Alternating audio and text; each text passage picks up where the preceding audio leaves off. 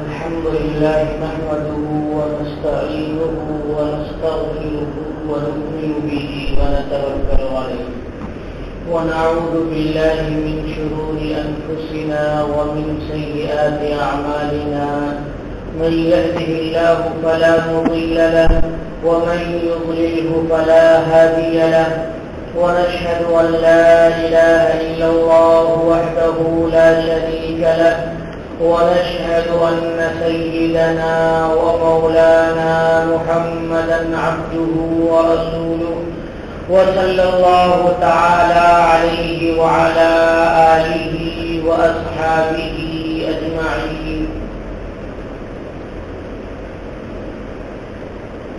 قال رسول الله صلى الله عليه وسلم: الحياء شعبة من الإيمان.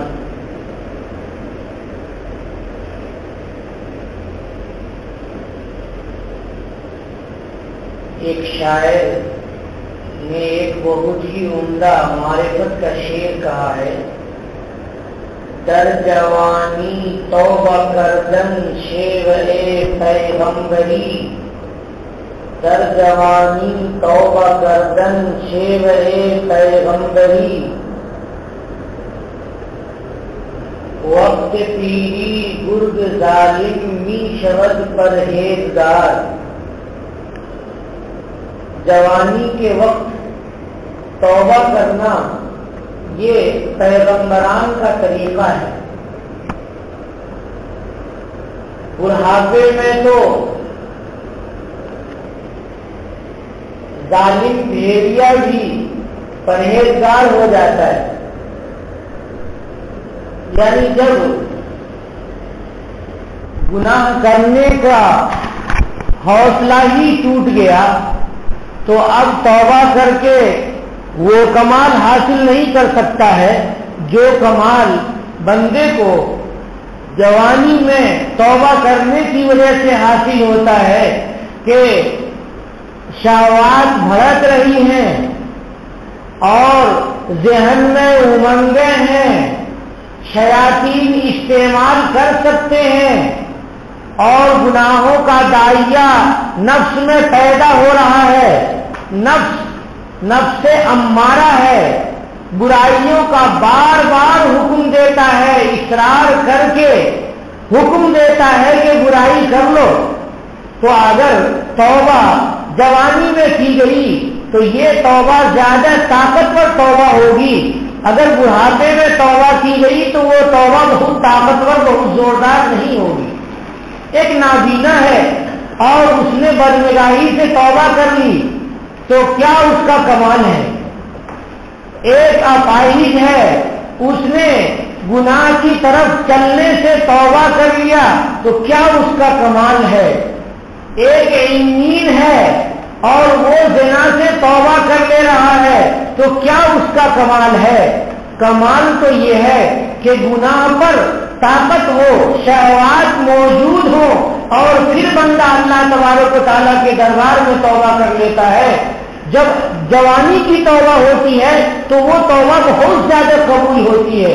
اس لیے آج ہمارے مخاطب میرے نوجوان بھائی ہیں اور ہماری نوجوان بہنیں ہیں کہ جوانی کے موقع پر اپنے نفس کو مار کر کے اور اپنے کو اللہ کے تابع کر دیا تو فرشتہ بھی رشک کر رہا ہے انسان کی انسانیت پر، انسان کی عبادت پر، کہ ان کے اندر شہوت نہیں ہے اور وہ عبادت میں لگے ہوئے ہیں. وہ سوچتے ہیں کہ انسان اور وہ بھی جوان انسان وہ اللہ تبارک و تعالیٰ کا تابع ہو گیا ہے. اللہ تبارک و تعالیٰ نے اسی کے لیے دنیا کو پیدا کیا تھا، انسان کو پیدا کیا تھا، ورنہ عبادت کے لیے ہم کافی تھے.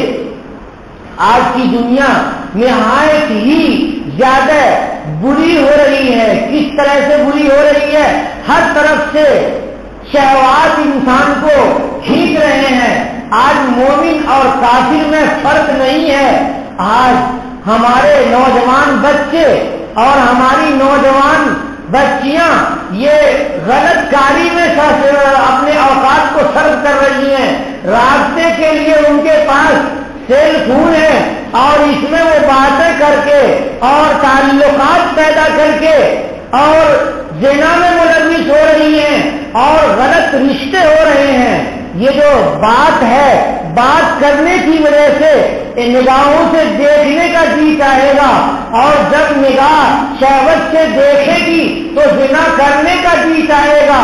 آپ اس کو دلیل سے سمجھیے کہ حضرت موسیٰ علیہ السلام تنہا ایک پیغمبر ہیں جنہوں نے اللہ تبارک و تعالیٰ سے کہا ربی ارنی انظر الیک، اے پروردگار عالم آپ مجھے اپنی ذات کو دکھائیے، میں اپنی نگاہوں سے دیکھنا چاہتا ہوں. یہ کیوں کہا؟ مفسرین نے نقطہ لکھا ہے کہ حضرت موسیٰ علیہ السلام کو اللہ تبارک و تعالیٰ سے ڈائریکٹ گفتگو ہوتی تھی. اللہ تبارک و تعالیٰ کی سے تکلم اور گفتگو کا جو شرف ان کو حاصل ہو رہا تھا، اس شرف کی وجہ سے وہ بےتاب ہو رہے تھے کہ اللہ تبارک و تعالیٰ کو دیکھ لیں گے.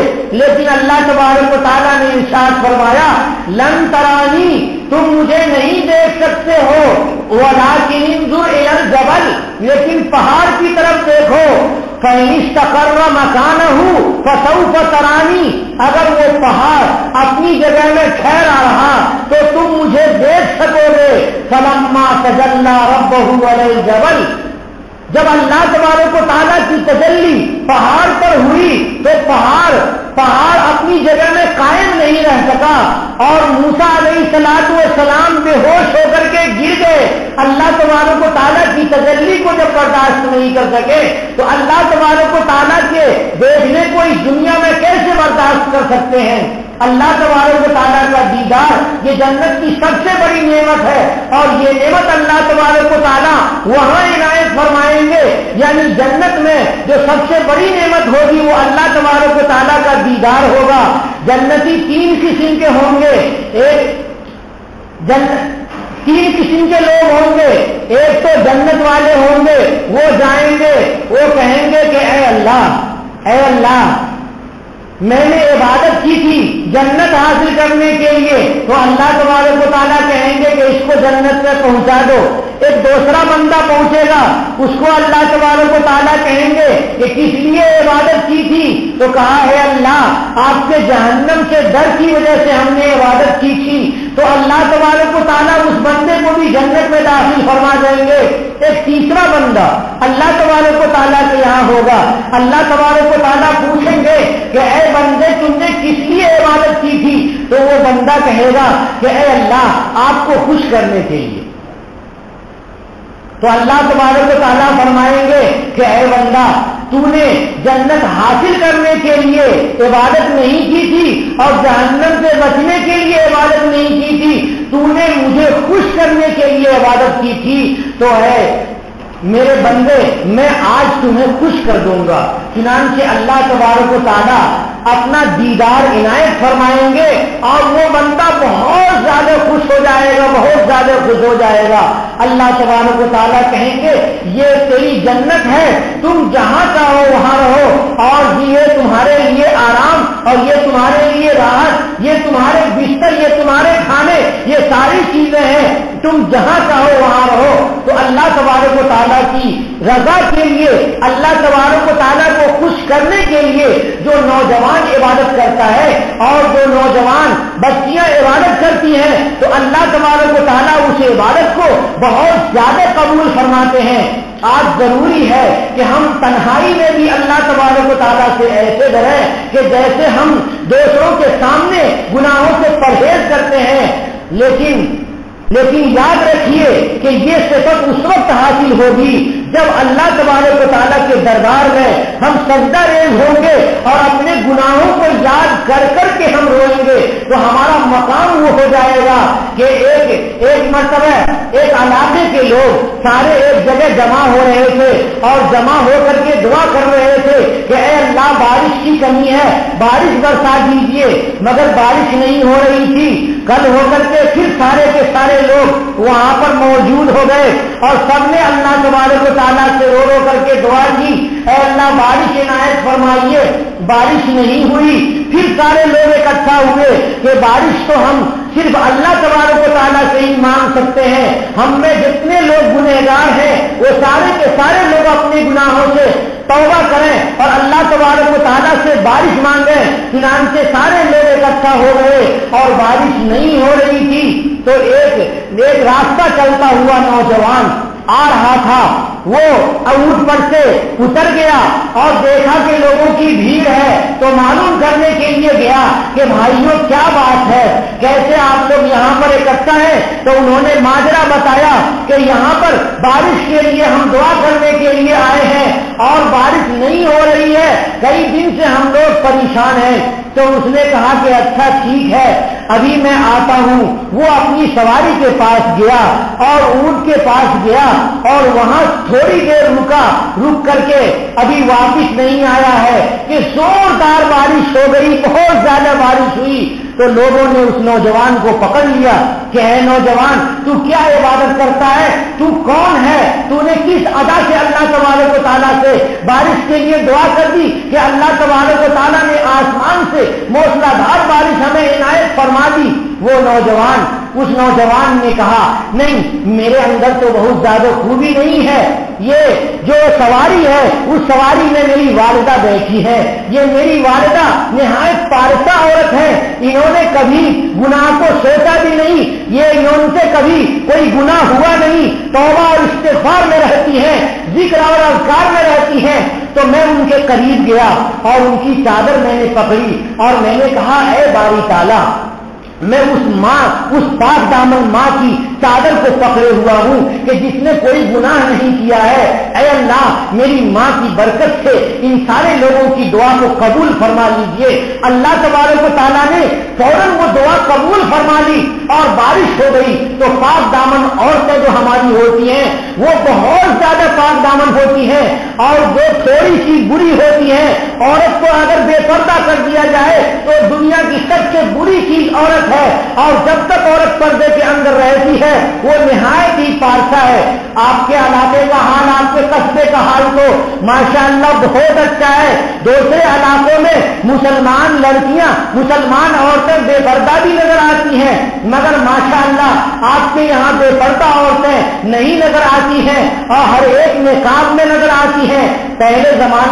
پہلا زمانہ تھا، گزشتہ زمانہ تھا، خیر القرون میں اچھے لوگ تھے، وہاں نقاب پہن کر کے جوان لڑکیاں بھی بوڑھی عورتوں کی طرح چلتی تھی تاکہ کسی کو یہ سمجھ میں نہ آئے کہ نقاب کے نیچے جوان ہے یا عورت یا بوڑھی ہے۔ تو پارسائیں جو عورتیں ہوتی ہیں وہ اللہ تبارک و تعالیٰ کی طرف اگر ہاتھ اٹھا کر کے دعا کرتی ہیں تو اللہ تبارک و تعالیٰ دعا ضرور قبول فرما لیتے ہیں۔ ایک خاتون، ایک عورت تھی، وہ ہر وقت اللہ تبارک و تعالیٰ کی عبادت کرتی رہتی تھی، وہ ولیہ تھی، اللہ کی عبادت میں وہ مجنون تھی، جیسے کہ مجنون لوگ ہوتے ہیں ویسی وہ مجذوبہ تھی۔ لوگوں نے کہا کہ بارش نہیں ہو رہی ہے، ہم لوگ جا کر کے دعا کر رہے ہیں میدان میں اکٹھا ہو کر کے، بارش نہیں ہو رہی ہے، آپ بھی دعا کر دیجئے۔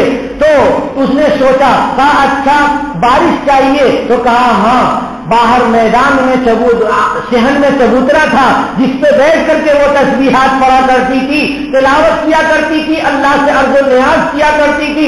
اس نے کہا اپنے سر کے بال سے اس چبوترے کو جھاڑا اور اچھی طرح سے جھاڑا، سارے خس و خاشاک کو الگ کر دیا اور کہا اے اللہ میں نے جھاڑو دے دیا ہے، آپ پانی کا چھڑکاؤ فرما دیجئے۔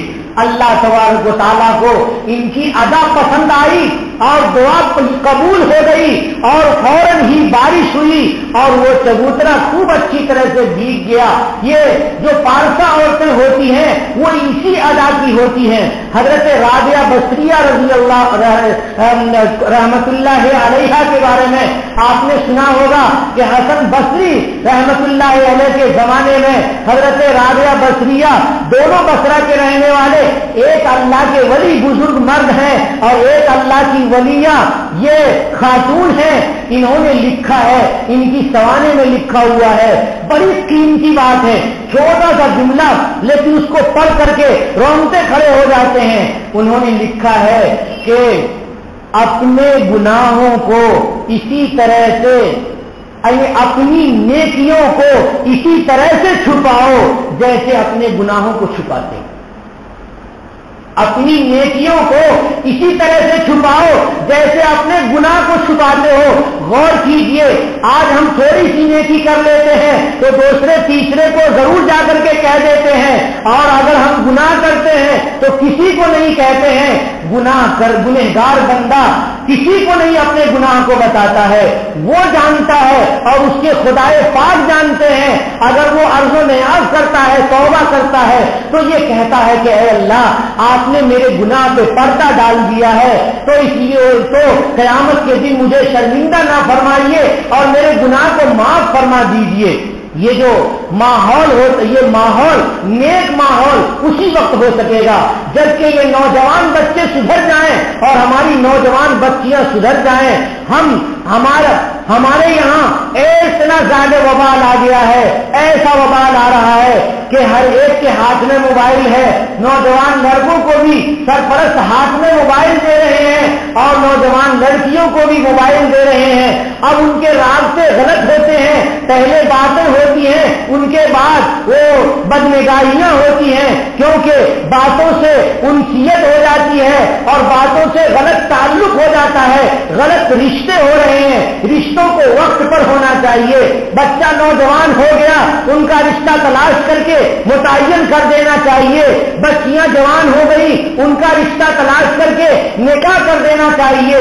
तो कभी तो ऐसा होता है, बल्कि अक्सर ऐसा हो रहा है कि सिर्फ इंतखाब करके छोड़ दिया जाता है और निकाह से पहले गलत ताल्लुकात होते हैं और बातें होती रहती हैं, और कभी ऐसा होता है कि निकाह होता ही नहीं।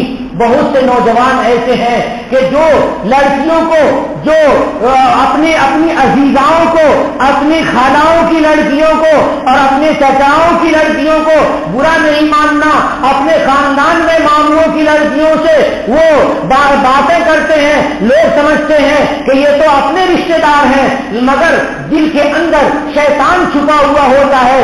ये शैतान मुख्तलिफ तरीके से मुख्तलिफ वादे करा करके गुनाह करा देता है। ये जो मर्द हैं ये धोखाबाज हैं, धोखा दे करके औरतों को अपना लेते हैं और उनसे गलत अपनी ख्वाहिश पूरी कर लेते हैं। और क्या उनसे वादे क्या होते हैं? वादे होते हैं अल्लाह की कसम खा करके, खाने काबा की कसम खा करके, कुरान की कसम खा करके कि मैं तेरा हूं और तू मेरी है, मैं तुझसे निकाह करूंगा। वो औरत जात अक्ल नाकिस वो यकीन कर लेती है कि हाँ इससे निकाह करेगा, लेकिन अक्सर ऐसा होता है कि गलत ताल्लुकात वाले सच्चे नहीं होते और वो क्योंकि वो हराम कर रहे हैं तो हराम करने के लिए वो झूठे वादे भी कर लेते हैं। ये भी हराम और वो भी हराम। एक बुजुर्ग साहब के पास एक नौजवान बच्चा आया और ये उसने सारी बातें बताई, तो बुजुर्ग साहब ने कहा कि अच्छा ये बताओ कि जब तुमने कसम खा करके अपनी माशूका से ये वादा कर लिया है कि मैं तुझसे निकाह करूंगा, तो तू निकाह से क्यों पीछे हो गया? तो उसने कहा कि मैंने वादा झूठा किया और निकाह नहीं कर सकता हूं। क्यों नहीं कर सकता हूं? कि मेरे से गलत ताल्लुक पैदा करने के लिए उसने अपने बाप को धोखा दिया, अपनी मां से वो छुपी, अपने बहन, अपने रिश्तेदार और अपने दादा और नाना और सबसे वो उसने छुप करके मेरे से अल्लाह तबारक व तआला की नाफरमानी की और गुनाह कर लिया। अब मैं जब उसको निकाह में लाऊंगा तो मैं तो अकेला हूं, मुझको तो वो धोखा देकर के किसी और के साथ गुनाह करेगी। मैं आपको एक सच्चा वाकया बताता हूं। मैं दारुल हैदराबाद में था, उस जमाने में मैं फतवे लिखता था, तो मेरे पास बहुत सारे केसेस आ रहे थे। एक दिन ऐसा हुआ कि मैं बैठा हुआ था, मदरसे के जिम्मेदार बैठे हुए थे, एक खातून निकाब पोश आई, उनके साथ एक लड़का 15 साल का था और उसने आकर के ये कहना शुरू किया कि मेरे मियाँ ने ऐसा ऐसा कहा है, ऐसे ऐसे अल्फाज इस्तेमाल किए हैं, उनसे तलाक होती है या नहीं होती है? तो मैंने कहा कि ये बात साबित है या नहीं साबित है ये तो आप जाने, लेकिन अगर सही में आपके मियाँ ने कहा है तो आप लिख करके दीजिए और मैं मसला लिख करके दे दूंगा। कहा ये मेरा बेटा है 15 साल का, اور وہ میرے میاں نے مجھے ایسے ایسے کہہ دیا ہے. مجھے تھوڑا سا اندازہ ہوا کیونکہ اس علاقے میں غلط تعلقات بہت زیادہ ہو جاتے ہیں اور رہتے ہیں. جتنی صفائی سے وہ بول رہی تھی, اگر کوئی شوہر طلاق دے دے تو بیوی کتنی زیادہ غمگین ہوگی, غم کا پہاڑ اس کے اوپر ٹوٹے گا, لیکن اس کا چہرہ غمگین, اس کی آواز میں کوئی غم نہیں تھا. میں نے کہا آپ لکھ کر کے دیجئے. پڑھی لکھی تھی, اس نے سوال لکھا کہ میرے شوہر نے 3 مرتبہ مجھے طلاق دے دی ہے, کیا میں دوبارہ ان کے پاس لوٹ سکتی ہوں؟ میرے یہ شکایت ان ساری کہانی انہوں نے لکھ دی. تو میں نے جواب لکھا کہ اگر یہ بات صحیح ہے کہ آپ کے شوہر نے آپ کو 3 طلاقیں دے دی ہیں تو مکمل طلاق واقع ہو گئی, اور مہر دے دے, عدت کا خرچ دے دے, اور عدت کے بعد آپ کا نکاح کہیں بھی ہو سکتا ہے. اس شوہر سے تعلق مکمل طور پر ختم ہو گیا. یہ فتویٰ لے کر کے وہ عورت چلی گئی. اب 2 سے 4 دن کے بعد رمضان کا مہینہ ہے, فون آیا میرے موبائل پہ. تو میں نے اٹھایا تو رو رہی ہے, رونے کی آواز. تو میں نے سمجھا کہ لگتا ہے میرے گھر میں کچھ ہو گیا, میرے رشتے دار میں کچھ ہو گیا. تو اب وہ نمبر جو تھا, وہ سکے ڈال کر کے جو نمبر کرتے ہیں وہ نمبر تھا. تو میں نے غور کرنا شروع کیا, اتنی دیر میں وہ کٹ گیا. پھر دوبارہ آیا تو دوبارہ بھی وہی رونے کی آواز. تو میں نے ادھر سے لگا کر کے دیا تو ادھر لگ بھی جاتا ہے الٹا نمبر بھی. ادھر سے بھی میں نے کیا تو انہیں لگ گیا نمبر. میں نے کہا آپ کون ہیں, کیا بات ہے؟ ارے مول صاحب بہت دھوکہ ہوا, ارے مول صاحب میں بہت دھوکہ ہوا, اس نے دھوکہ دے دیا. میں نے کہا پہلے یہ تو بتائیے کہ آپ ہیں کون؟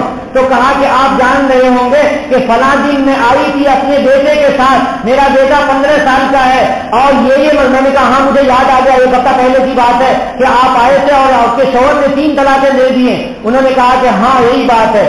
تو اس نے دھوکہ دے دیا. میں نے کہا کیا کہنا چاہ رہے ہیں؟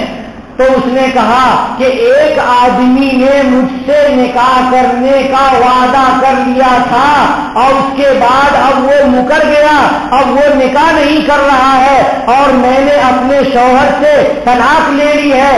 اب میں کیا کروں؟ میں نے کہا کہ اب آپ کا کوئی علاج نہیں ہے. کیوں کہ اس مرد نے آپ سے جھوٹے وعدے کیے تھے زنا کرنے کے لیے, اور آپ دونوں کے درمیان غلط تعلق قائم ہو چکا ہے. اب اس نے آپ کو لات مار دی ہے, یہ غلطی آپ کی ہے, یہ سزا آپ بھگتیے.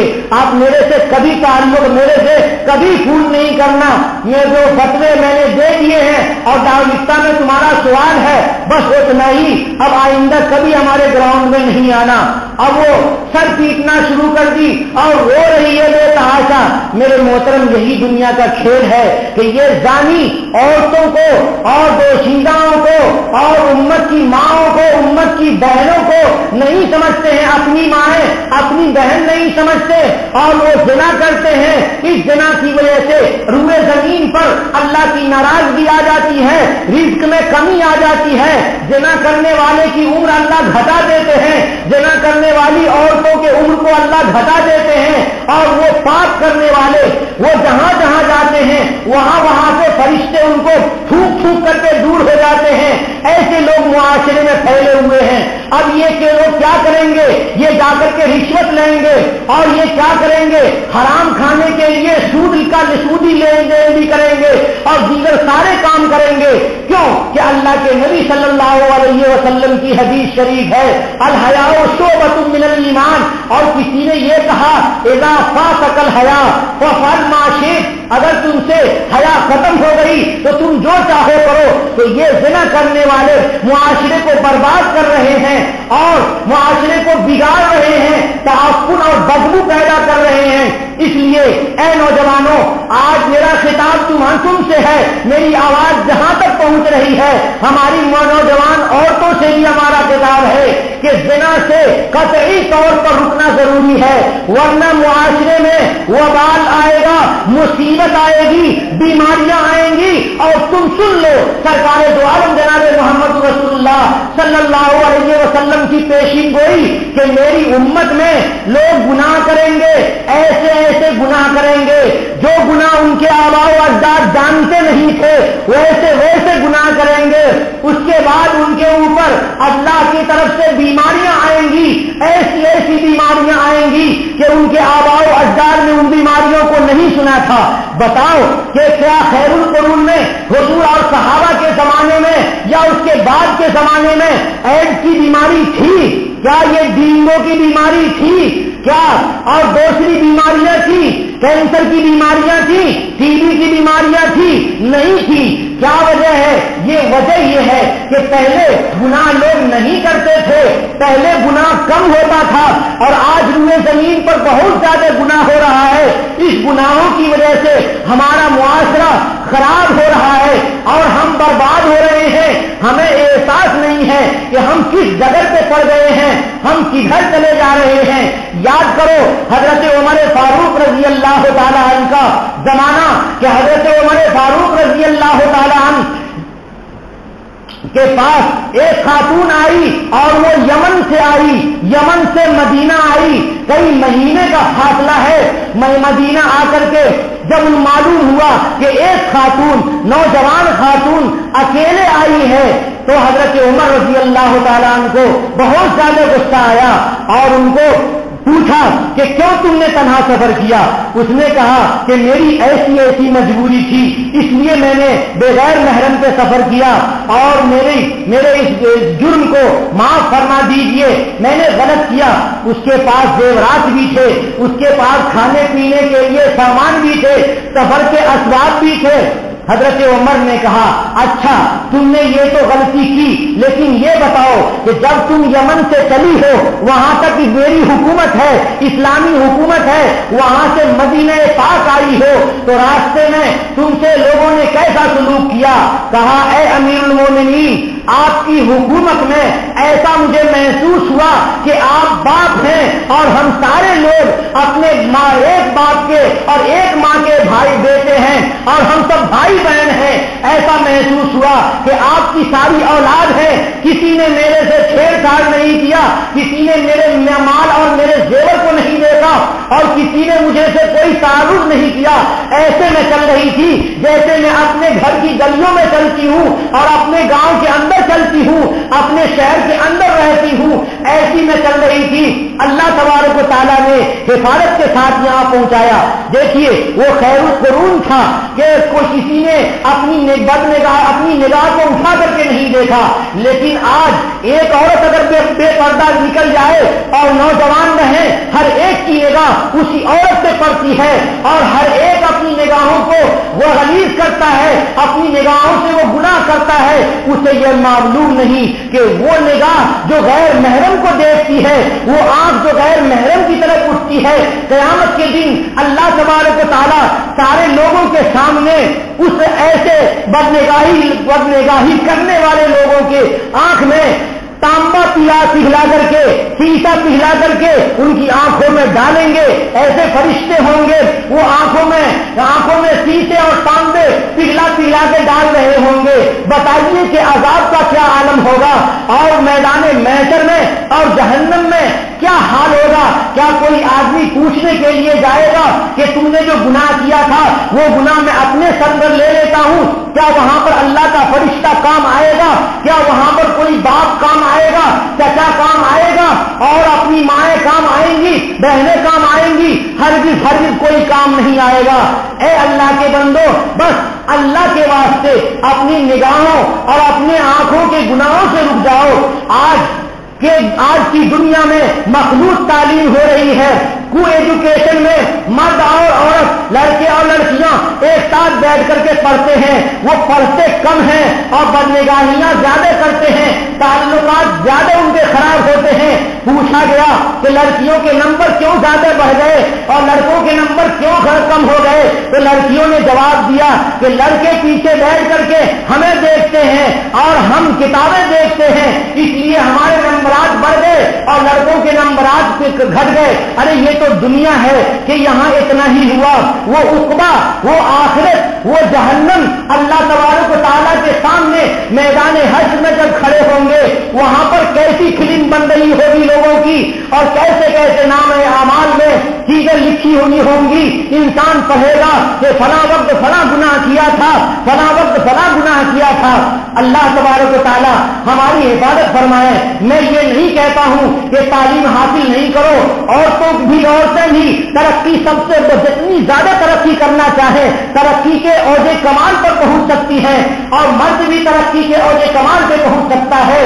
یہاں پر ایمان صرف اتنا سکھاتا ہے کہ پردے کے ساتھ رہو، سیکورٹی پردہ ہے، پردے کے ساتھ رہو، اور اپنے شہر کے اندر رہو، اور اپنے محلے کے اندر رہو، باہر نہیں جاؤ۔ باہر جانے کی وجہ سے خطرات ہوتے ہیں۔ یہاں اسلام ترقی میں رکاوٹ پیدا نہیں کرتا، بلکہ اسلام یہ کہتا ہے کہ دین پہلے ہے، پردہ پہلے ہے اور علم بعد میں ہے۔ جو لوگ کہتے ہیں کہ مسلمان عورتوں کو منع کرتے ہیں پڑھنے سے، نہیں منع کرتے ہیں۔ خیر القرون میں کیا طریقہ تھا، مدینہ پاک میں کیا طریقہ تھا عورتوں کے پڑھانے کا، عورتوں کے تعلیم دینے کا کیا طریقہ تھا کہ لوگ عورتیں آتی تھیں نبی کریم صلی اللہ علیہ وسلم کی بیویوں کے پاس، اور صحابہ کرام کے گھر میں ان کی بیویوں کے پاس وہ سب حضور اکرم صلی اللہ علیہ وسلم سے دین کو سیکھے ہوئی تھی، وہ بھی دین سیکھتی تھی، وہ سب بھی دین سیکھتی تھی۔ جب دین سیکھ لیتی تو دوسروں کو سکھاتی۔ آج بھی ہم اپنے گاؤں میں، اپنے محلے میں، اپنے گھروں میں یہ کوشش کریں تو ہماری کوشش ضرور برابر ہوگی۔ جیسے ہمارے لڑکے چھوٹے اچھا قرآن پاک پڑھتے ہیں، ہماری لڑکیاں بھی اچھا قرآن پاک پڑھیں گی اور دین کی تعلیم حاصل کریں گی، دین کی تربیت حاصل کریں گی۔ ہر محلے میں جو عورت زیادہ پڑھی ہوئی ہے وہ اپنی بچیوں کو اور پڑوس کی بچیوں کو پڑھائے، اور جذبے کے ساتھ پڑھائے، علم دین بھی پڑھائے، علم دنیا بھی پڑھائے، اور ہر جگہ ترقی کرے۔ ترقی میں اسلام رکاوٹ نہیں ہے۔ اسلام کہتا ہے پاپ نہ کرو، اسلام کہتا ہے گناہ نہ کرو، اسلام یہ نہیں کہتا ہے کہ ترقی نہ کرو، اسلام یہ نہیں کہتا ہے کہ تم آگے نہ بڑھو۔ سب کچھ صحیح، لیکن ہمارے پاس وہ جذبہ ہونا چاہیے جو خیر القرون کا جذبہ تھا۔ اسی جذبے سے ہمارے درمیان خیر پھیلے گا۔ پہلے زمانے میں عورتیں باہر نہیں نکلتی تھیں، آج دیکھیے کہ تبلیغی جماعت میں آپ معاف کرنا کہ عورتیں بھی نکلتی ہیں، لیکن دارالعلوم دیوبند کے مفتیوں نے نکلنے کی اجازت اب تک نہیں دی ہے۔ ان کے پاس رپورٹیں آ رہی ہیں کہ فلاں صاحب کی عورتیں گئی اور فلاں جگہ تعلق غلط ہو گیا، فلاں جگہ ایسا ہو گیا، مولانا میرے نام کو آپ ظاہر نہیں کیجیے گا، ہمارے گھر کا مسئلہ ہے، ہماری بیٹی کا مسئلہ ہے، ہمارے عزت کا مسئلہ ہے، تعلقات غلط ہو رہے ہیں۔ اس لیے خیر القرون کے طریقے سے عورتوں کو سفر نہ کراؤ۔ اپنے گاؤں گھر میں اگر ایک محلے میں 5 عورتیں پڑھی لکھی ہیں تو وہ 50 عورتوں کو لے کر کے بیٹھے اور ان سب کو پڑھائے۔ حضرت تھانوی رحمت اللہ علیہ نے اپنے گھر میں 4-5 عورتوں کو مقرر کر رکھا تھا، اور بچیاں آتی تھی، بوڑھی عورتیں آتی تھی، جوان عورتیں آتی تھی، اور وہاں سے علم حاصل کرتی اور علم حاصل کر کے جاتی تھی۔ ان کے دنیاوی علوم کو بھی اس طرح سے حاصل کیا جا سکتا ہے۔ امتحانات دینے کے لیے، سند لینے کے لیے، سرٹیفکیٹ لینے کے لیے سیکورٹی کے ساتھ امتحانات دلا دو کہ دنیا کی ضرورت بھی پوری ہو جائے اور دین کی ضرورت بھی پوری ہو جائے۔ اللہ تبارک و تعالیٰ ہمیں توفیق عنایت فرمائے۔ اگر اللہ تبارک و تعالیٰ کی توفیق عنایت نہیں ہوئی، اگر انسان کے دل کے اندر اللہ تبارک و تعالیٰ کا خوف نہیں ہوا تو پتہ نہیں آگے کیا ہوگا، وہ اللہ تبارک و تعالیٰ جانتے ہیں۔ پہلا زمانہ تھا وہ کیا اچھا زمانہ تھا، اپنے بزرگوں کے زمانے کو دیکھیے۔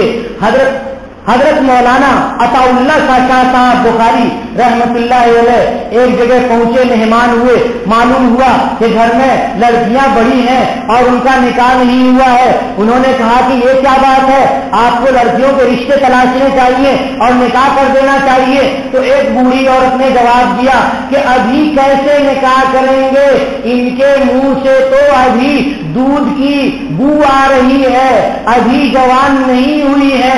حضرت نے کہا کہ یہ دودھ جس دن خراب ہوگا کتا کھائے گا، یہ دودھ جس دن خراب ہوگا کتا کھائے گا۔ اس لیے سب سے بڑے ذمہ دار باپ ہیں، سب سے بڑی ذمہ دار اب مائیں ہیں۔ رشتے تلاش کر کے رشتے کر دینے چاہیے۔ چاہیے, نہیں تو نبی کریم صلی اللہ علیہ وسلم نے واضح فرما دیا ہے کہ جب لڑکا جوان ہو جاتا ہے اور وہ گناہ کرتا ہے, لڑکیاں جوان ہو جاتی ہیں, وہ گناہ کرتی ہیں, وہ شہوات کے بھڑکنے کی وجہ سے جو ان سے غلطیاں ہوتی ہیں, وہ غلطیاں باپ کے نام اعمال میں لکھی جاتی ہیں, ماں کے نام اعمال میں لکھی جاتی ہیں. باپ اور ماں برابر کے گنہگار ہیں, نوجوان لڑکوں کے, نوجوان لڑکیوں کے. یہ اسلام سکھاتا ہے کہ جہاں لڑکے بالغ ہو جائیں, لڑکیاں بالغہ ہو جائیں, فوراً ان کے رشتے تلاش کرو اور کر دو. کبھی تو اپنے ذہن میں ہوتا ہے کہ ایسا رشتہ ہونا چاہیے, جتنے رشتے آتے ہیں سب کے سب معیار سے خلاف. لڑکا سوچتا ہے کہ پیسہ ملے اور دولت مند لڑکی ملے, لڑکی سوچتی ہے کہ ہمیں ایسا ایسا ملے. لڑکے کو لڑکیاں نہیں مل رہی ہیں, لڑکیوں کو لڑکے نہیں مل رہے ہیں, اور غلط تعلقات میں سب کو سب مل رہے ہیں. بتائیے یہ کتنی بری بات ہے, یہ کتنی گری ہوئی بات ہے. اللہ کے نبی جناب محمد رسول اللہ صلی اللہ علیہ وسلم نے ارشاد فرمایا, الحیاء شعبۃ من الایمان, حیا اور غیرت یہ ایمان کا شعبہ ہے, ایمان کا حصہ ہے. جس کے اندر حیا نہیں اس کے اندر ایمان نہیں. اس لیے اے نوجوان بچوں, اے نوجوان بچیوں, اپنے اندر حیا پیدا کرو, اپنے اندر اللہ تبارک و تعالیٰ کا خوف پیدا کرو. قسم خدائے پاک کی کامیاب ہو جاؤ گے, اور تھوڑے دن کے بعد جب یہ جوانی گھٹے گی خود ہی دماغ صحیح ہو جائے گا کہ فلاں نے کیا کہا تھا اور ہم نے کیا کر لیا. اگر اس جوانی میں اللہ کی عبادت پابندی سے کی گئی, اگر اس جوانی میں اپنی عزت کی حفاظت کی گئی تو قیمت بڑھتی چلی جائے گی. آج بھی نقاب کے اندر, گھر کے اندر رہ کر کے رابعہ بصریہ جیسی صفت پیدا ہو سکتی ہے, ولیہ جیسی صفت پیدا ہو سکتی ہے. آج بھی نوجوان دیکھنے میں چاہے کیسے ہوں, لیکن اگر ان کا دل اللہ تبارک و تعالیٰ سے ڈر رہا ہے تو وہ بھی حسن بصری جیسے دکھ سکتے ہیں. آج کیا ہو رہا ہے, کیوں نہیں دکھ رہا ہے؟ اس لیے نہیں دکھ رہا ہے کہ ہم بگڑ گئے ہیں, ہم اندر سے بگڑ گئے ہیں. اس لیے اندر سے سدھرنے کی ضرورت ہے. آج ہماری نگاہیں خراب, آج ہمارے خیالات خراب, آج ہمارے افکار خراب, آج ہمارے دلوں کے احساسات خراب, اس لیے ہم خراب ہو رہے ہیں. اللہ تبارک و تعالی ہمارے ظاہر اور ہمارے باطن کی اصلاح فرمائے. وآخر دعوانا الحمدللہ رب العالمین.